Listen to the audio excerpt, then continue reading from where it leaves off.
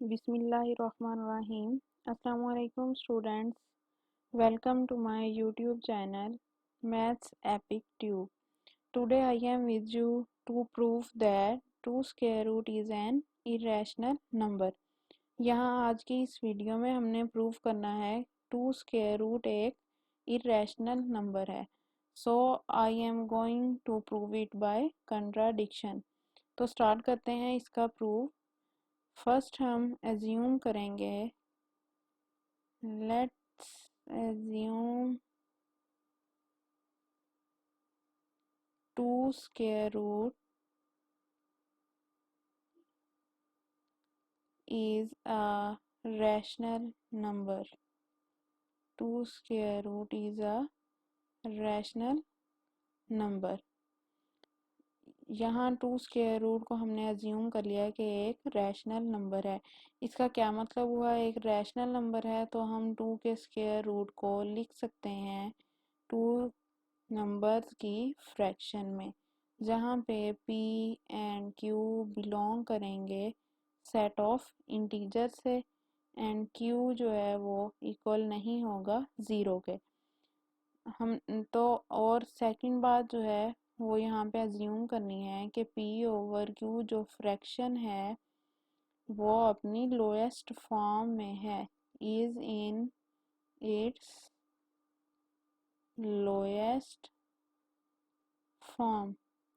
यहाँ पे lowest form का क्या मतलब है? ठीक है, तो ये समझने वाली बात है कि इसका p ओवर q जो है वो लोएस्ट फॉर्म में है. इसका क्या मतलब हुआ कि p ओवर q जो है वो सिंप्लीफाई मज़ीद नहीं हो सकती, रिड्यूस नहीं हो सकती. ये है इररिड्यूसेबल फ्रैक्शन, यानी p एंड q के पास कोई भी फैक्टर नहीं है, कोई भी कॉमन फैक्टर नहीं है other than 1.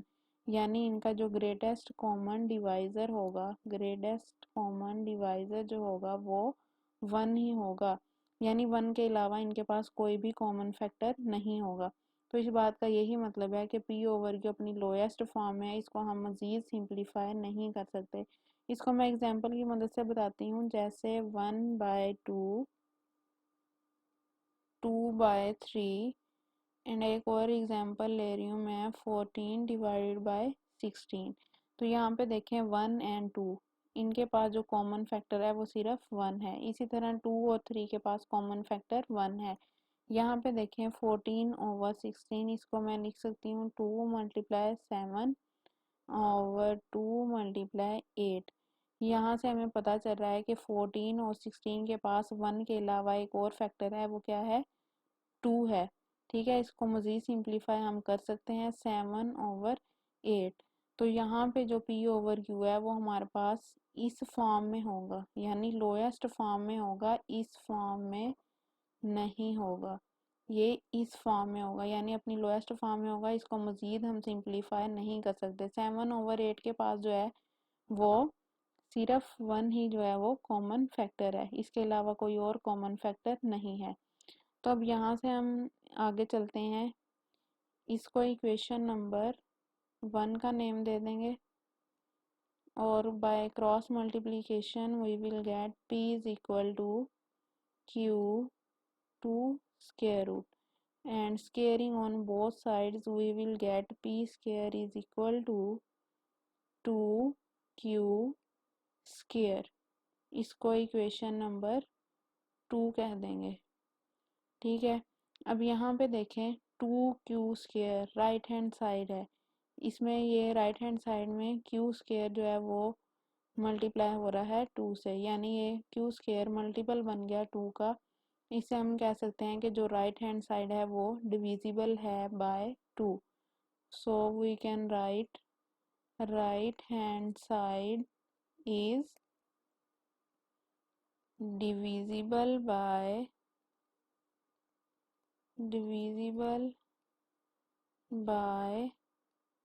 2.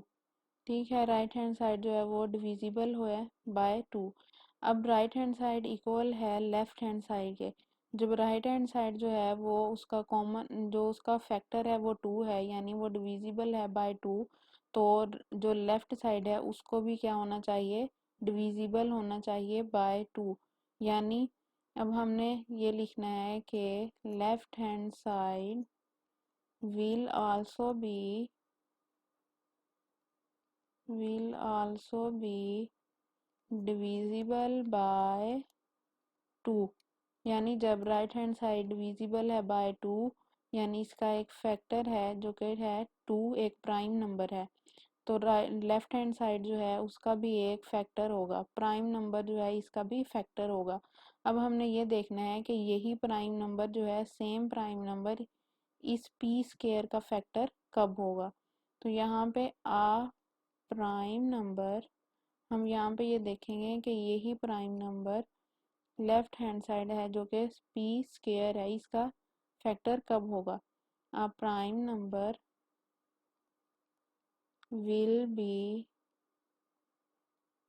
Factor of square if it occurs twice in that square। इस लाइन का क्या मतलब हुआ कि एक प्राइम नंबर जो है वो स्क्वायर का फैक्टर तभी होगा जब वो स्क्वायर के अंदर 2 मर्तबा है। यानी मैं आपको एक एग्जांपल से बताती हूँ। 36 फॉर एग्जांपल मैंने लिया है 36। इसको हमने चेक करना है कि ये डिविजिबल है बाय 2 या नहीं। ठीक है, तो ये एक प्राइम नंबर से डिविजिबल है या नहीं, यानी प्राइम नंबर जो है वो इसका फैक्टर बन रहा है क्या, प्राइम नंबर इसको डिवाइड कर रहा है या नहीं। ये एक परफेक्ट स्क्वायर है, तो हम इसको अगर 36 को देखें तो हम लिख सकते हैं 2 मल्टीप्लाई बाय 2 मल्टीप्लाई बाय 9।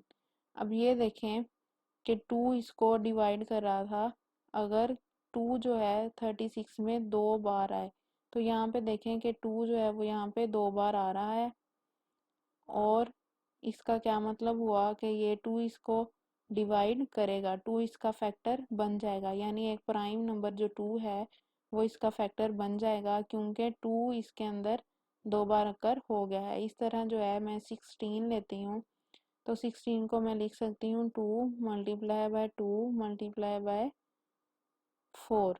तो यहाँ भी देखें कि 2 जो है वो 2 बार आ रहा है। ठीक है, सो ये ही 2 जो है एक प्राइम नंबर है, वो फैक्टर बन गया 16 का। ठीक है, 16 डिवाइड बाय 2 यानी ये 16 को डिवाइड लाजमी करेगा।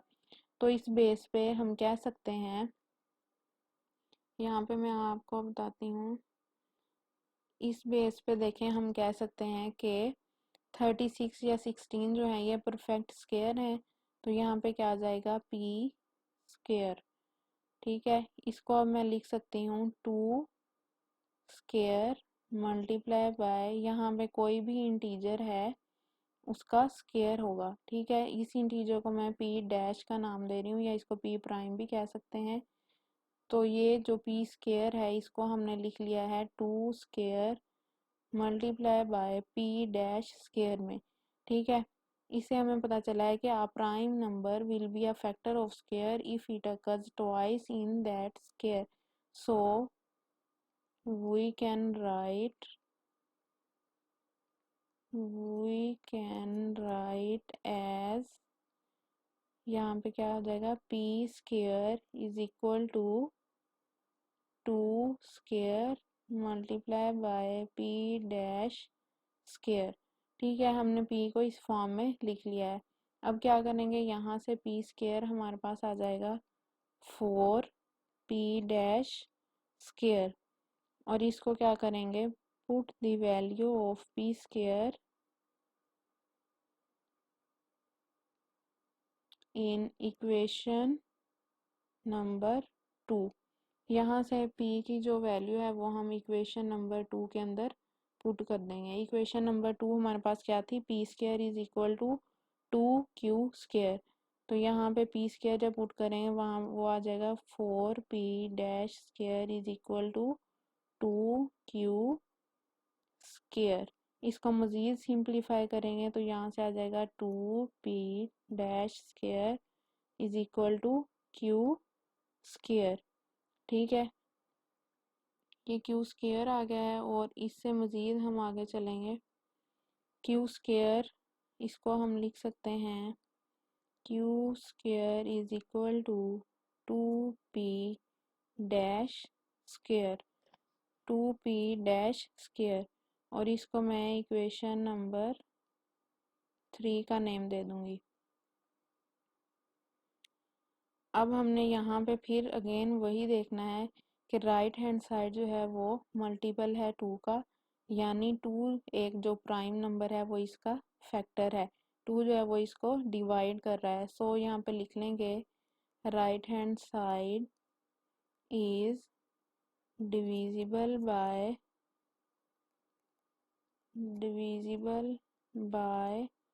2। ठीक है, अगर राइट हैंड साइड डिविजिबल है 2 से तो क्या होना चाहिए, लेफ्ट हैंड साइड को भी डिविजिबल होना चाहिए। Left hand side will also be divisible by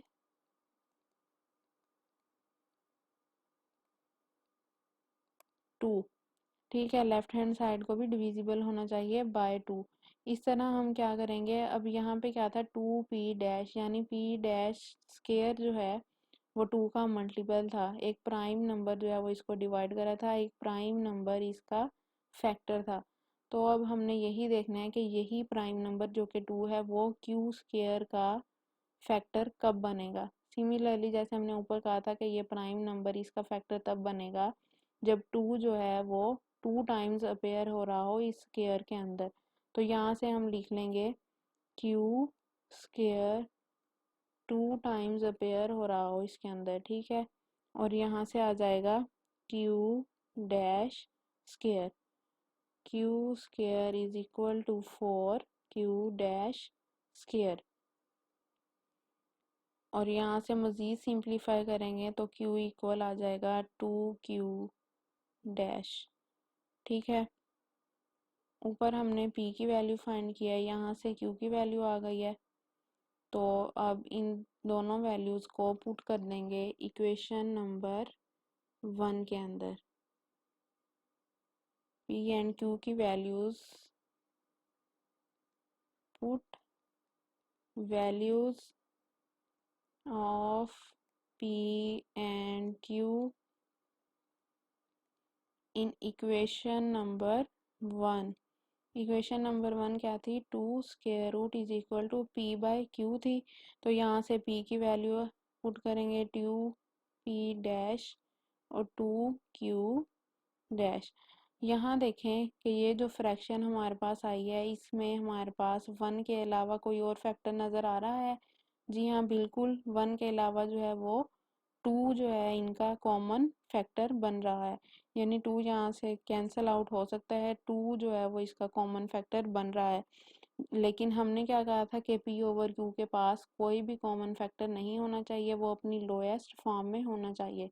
लेकिन यहाँ हमें देखने से पता चला है कि ये अपनी लोएस्ट फॉर्म में नहीं है। तो यहाँ मैं लिख दूंगी कि p dash over q dash is not in lowest form, यानी p डैश और q डैश जो है लोएस्ट फॉर्म में नहीं है। इनको मज़ीद सिंप्लीफाई कर सकते हैं, इसमें कॉमन फैक्टर है 1 के अलावा कॉमन फैक्टर है जो कि 2 है। सो ये क्या हो गई, कंट्राडिक्शन ऑफ आवर assumption। दिस implies that this is contradiction of our assumption। ये हमारी assumption की जो है वो contradiction हो गई है। सो दिस implies that कि 2 स्क्वायर रूट जो है वो एक इर्रेशनल ही नंबर है, irrational number। 2 square root is an irrational number। 2 square root हमारे पास जो है वो हमेशा irrational number ही होगा। होप सो, उम्मीद करती हूँ आपको आज का प्रूफ समझ आ गया होगा। Next 3 square root is an irrational number है, वो आप लोग खुद ट्राई करेंगे सेम इसी मेथड से। ओके, अल्लाह हाफिज़।